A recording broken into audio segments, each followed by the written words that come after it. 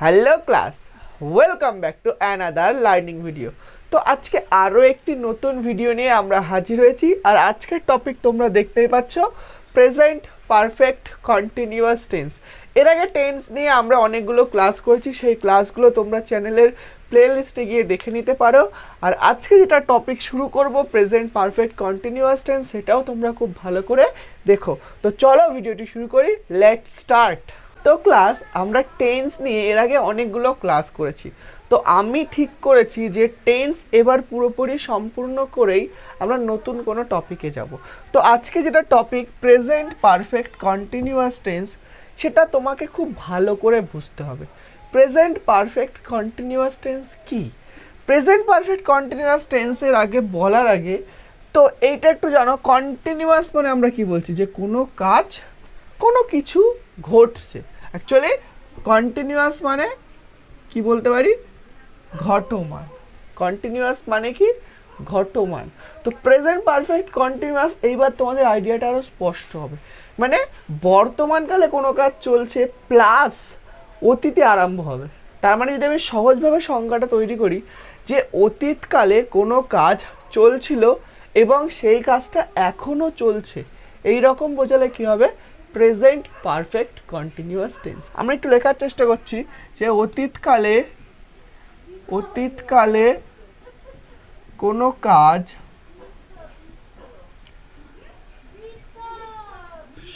শুরু হয়েছিল, অতীতকালে কোনো কাজ শুরু হয়েছিল এবং সেই কাজটি এখনো চলছে। ঠিক আছে, কি লিখেছি? অতীতে কোনো কাজ শুরু হয়েছিল এবং সেই কাজটা এখনো চলছে। এই রকম বোঝালে আমাদের কি হয়, প্রেজেন্ট পারফেক্ট কন্টিনিউয়াস টেন্স। মানে এর থেকে তোমরা হয়তো কিছুটা হলেও ধারণা করতে পারছো, একটা কাজ অনেক দিন আগে আরম্ভ হয়েছে বা কিছুক্ষণ আগে আরম্ভ হচ্ছে, কিন্তু সেই কাজটা কি এখনো চলছে, কাজটা এখনো শেষ হয়নি। তাহলে এর থেকে আমরা কিছুটা হলেও বুঝতে পারছি যে এই কাজে কোনো বিরাম নেই। মানে একটা কাজ শুরু হয়েছে প্লাস এখনো চলছে, মানে কোনো স্থিতিকাল নেই যে একটা নির্দিষ্ট সময় থাকবে গিয়ে কাজটা শেষ হয়ে যাবে। এইসব বাক্যের মধ্যে সেটা আমরা কখনোই বুঝতে পারবো না। মানে একটা কাজ আরম্ভ হয়েছে প্লাস চলছে, কোথাও কোনো এই শব্দের বা এখান থেকে কোনো বাক্য তৈরি করলে আমরা বুঝতে পারবো না যে এই বাক্যটা শেষ হয়ে গেছে। তাহলে সহজভাবে যদি আমরা বলি যে অতীতকালে কোনো কাজ শুরু হয়েছিল কিন্তু সেই কাজটা এখনো চলছে, এই রকম বোঝালে কি হবে, প্রেজেন্ট পারফেক্ট কন্টিনিউয়াস টেন্স। এদের গঠন কি হয় সেটা দেখে নাও একটু। গঠন বলে যদি আমরা লিখি, তাহলে দেখো সর্বপ্রথম কি বসে হবে, সাবজেক্ট। ঠিক আছে, সাবজেক্ট। তারপরে কি হবে, হ্যাজ বা হ্যাভ। তোমরা নিশ্চয়ই জানো হ্যাজ হচ্ছে কি সিঙ্গুলার ভার্ব, সিঙ্গুলার ভার্ব, আর হ্যাভ হচ্ছে প্লুরাল ভার্ব।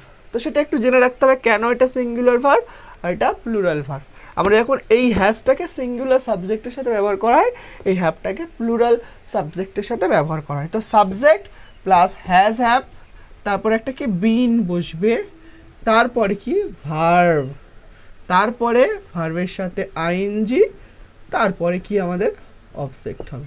তাহলে গঠনটা কি বললাম, যে সাবজেক্ট, তারপর হ্যাজ বা হ্যাভ, তারপরে বিন, তারপরে ভার্ব, তারপরে আইএনজি, তারপরে কি অবজেক্ট।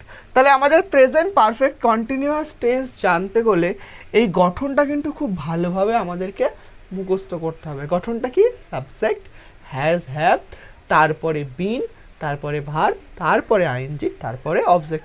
এই গঠনটা কিন্তু খুব ভালোভাবে আমাদেরকে মনে রাখতে হবে। তাহলে যখনই আমরা এই ধরনের কোনো বাক্য ভাববো যে কোনো কাজ অতীতকালে আরম্ভ হয়েছে কিন্তু এখনো চলছে, এই রকম যদি আমরা ভাবনা চিন্তা করি, তাহলে কোন টেন্সে গিয়ে পড়বে, এটা প্রেজেন্ট পারফেক্ট কন্টিনিউয়াস টেন্সে গিয়ে পড়বে। তো আমরা গঠন লিখে দিয়েছি, সেটা তোমরা দেখেছো। এবার একটু উদাহরণ দিলে তোমরা একটু আরো স্পষ্ট করতে পারবে। তো আমরা একটা উদাহরণ লিখেছি, আমি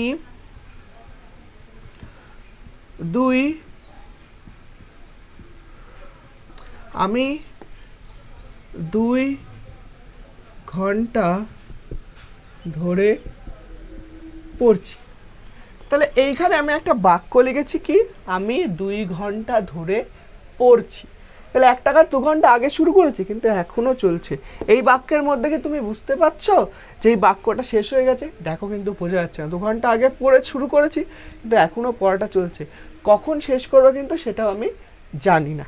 তো এই ধরনের বাক্য যদি আমরা বাংলাতে ভাবি সেটা কোন টেন্সে পড়ে যাবে? Present perfect continuous tense. তাহলে কাজটাও ঘটমান ঘটছে, এই জন্য কন্টিনিউয়াস ফর্মটা বসেছিল। তাহলে এই ধরনের বাক্যে সর্বপ্রথম আমাদের কি করতে হবে? ভার্বটাকে বার করতে হবে, কারণ আমরা বলেছি যে কোনো ভার্বকে কে দিয়ে প্রশ্ন করলে কি হয়? সাবজেক্ট। কি বা কাকে দিয়ে প্রশ্ন করলে কি হয়? অবজেক্ট। তাহলে চলো আমরা সাবজেক্ট ভার্ব অবজেক্ট বার করি। আগে কি বার করতে হবে? ভার্ব। ভার্ব কি পড়ছি, তাহলে এটা ভার্ব। কে পড়ছে? আমি পড়ছি, আর বাকিটুকু ধরে নাও অবজেক্ট। তাহলে এইভাবে আমাকে ভেবে সাবজেক্ট ভার্ব অবজেক্ট বসাতে হবে। তাহলে সর্বপ্রথম আমাদের কি বলেছে? সাবজেক্ট। তাহলে সাবজেক্ট কি? আমি। আমি ইংরেজি কি? আই। তারপরে হ্যাজ হবে না হ্যাভ হবে। এবার তোমাদেরকে বুঝতে হবে আমি কি বললাম, যে সিঙ্গুলার সাবজেক্ট হলে সিঙ্গুলার ভার্ব, প্লুরাল সাবজেক্ট হলে প্লুরাল ভার্ব। তাহলে এখানটায় কি হবে? এখানটায় আয়ের পরে হ্যাভ হবে। কেন হবে? আমি তোমাদেরকে বলেছিলাম যে সিঙ্গুলার সাবজেক্ট হলে সিঙ্গুলার ভার্ব, প্লুরাল সাবজেক্ট হলে প্লুরাল ভার্ব। কিন্তু আই হচ্ছে এমন একটা শব্দ যেটা প্রেজেন্ট টেন্সে সবসময় কি ধরা হয়? প্লুরাল ধরা হয়। তার মানে কি আয়ের পরে হ্যাভ হবে। তাহলে আই হ্যাভ, তারপর কি হবে? বিন। বিন, তারপরে ভার্ব। ভার্ব কি? পড়া। পড়ার ইংলিশ কি? রিড। তাহলে রিড। রিডের সাথে কি হবে? ING. I have been reading. তারপর কি বলছে? কতক্ষণ ধরে? 2 ঘন্টা ধরে। কোনো সংখ্যা বোঝালে তাহলে তার আগে কি বোঝে? ফর বসে। তাহলে ফর 2 hours। তো তোমরা দেখলে I have been reading for 2 hours এটা প্রেজেন্ট পারফেক্ট কন্টিনিউয়াস টেন্সে আমরা সম্পন্ন করলাম। একটা কাজ অতীতকালে আরম্ভ হয়েছিল কিন্তু এখনো চলছে, এইরকম বোঝালে প্রেজেন্ট পারফেক্ট কন্টিনিউয়াস টেন্স। আমরা তার একটা উদাহরণ দিয়ে সুন্দরভাবে এখানে বোঝানোর চেষ্টা করলাম। আর একটা উদাহরণ দিচ্ছি, সে অনেকক্ষণ ধরে অপেক্ষা করছে। দেখো সে অনেকক্ষণ ধরে অপেক্ষা করছে, এখানটাই ভার্ব কোনটা? অপেক্ষা করা। দেখো একটা কাজ আরম্ভ হয়েছে কিন্তু এখন এই বাক্যের মধ্যে কিন্তু শেষ করা আমাদেরকে বোঝাচ্ছে না যে এটা শেষ হয়ে গেছে। তার জন্য এর থেকে আমরা কি বুঝতে হবে? এটা প্রেজেন্ট পারফেক্ট কন্টিনিউয়াস টেন্স রয়েছে। তাহলে সে অনেকক্ষণ ধরে অপেক্ষা করছে, তাহলে ভার্ব পেয়ে গেছি। অপেক্ষা করছে, কে অপেক্ষা করছে? সে। এটা হচ্ছে কি? অবজেক্ট। তাহলে সে ইংরেজি কি? হি। হি একজনকে বোঝাচ্ছে, তাহলে এখানে কি হবে? হ্যাজ হবে, কারণ এটা সিঙ্গুলার সাবজেক্ট হলে সিঙ্গুলার ভার্ব। তাহলে হি হ্যাজ, তারপর বিন। অপেক্ষা করা ইংরেজি কি? ওয়েট। ওয়েটের সাথে কি হবে? আইএনজি। ওয়েটিং। ওয়েটিং অনেকক্ষণ ধরে। এই অনেকক্ষণ ধরে আমরা কি বলতে পারি? A long time. A long time. এবার দেখো এ সংখ্যা 1 বোঝাচ্ছে, তার জন্য এখানে কি হবে? ফর।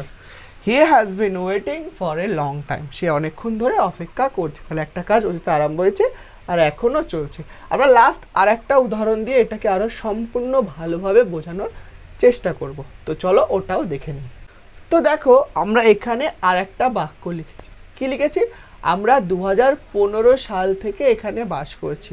তাহলে এই ধরনের বাক্য কি অতীতকালে বাস করা শুরু করেছে কিন্তু এখনো বাস করছে, মানে এখনো বসবাস করছে।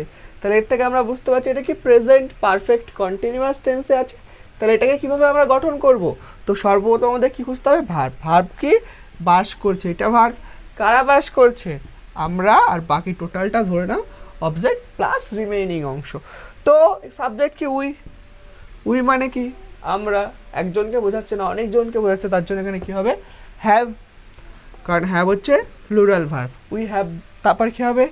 বিন। বাস করে ইংরেজি লিভ, তাহলে লিভের সাথে আইএনজি। তাহলে LIVING। মনে রাখবে আমরা লিভ বান কি? LIV। এখানে যখন আমরা আইএনজি করছি তখন ইটা উঠে গিয়ে আই হচ্ছে। তাহলে উই হ্যাভ বিন লিভিং। কোথায় বাস করছি? এখানে। তাহলে এখানে হেয়ার। আর কোন সময় থেকে? 2015 সাল থেকে। একটা স্পেসিফিক নির্দিষ্ট সময় বদলে আমরা কি বলেছিলাম? যে সিন্স বসবে। তাহলে সিন্স 2015। তো এই উদাহরণগুলো থেকে তোমরা নিশ্চয়ই বুঝতে পারছো যে প্রেজেন্ট পারফেক্ট কন্টিনিউয়াস টেন্স কেমন হতে পারে।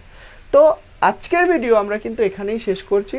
আশা করি তোমরা এই প্রেজেন্ট পারফেক্ট কন্টিনিউয়াস টেন্স খুব ভালোভাবে বুঝে গেছো। আর যদি বুঝে না থাকো কমেন্ট বক্সে লেখো, আমি আবার পরবর্তীতে কোনো একটা ক্লাস নিয়ে প্রেজেন্ট পারফেক্ট কন্টিনিউয়াস টেন্স আলোচনা করব। তো ভিডিওটা এখানেই শেষ করছি। ভিডিওটি ভালো লাগলে অবশ্যই চ্যানেলটিকে সাবস্ক্রাইব করে দিও, ভিডিওটিতে একটি লাইক করো। তো till then, tata, bye by.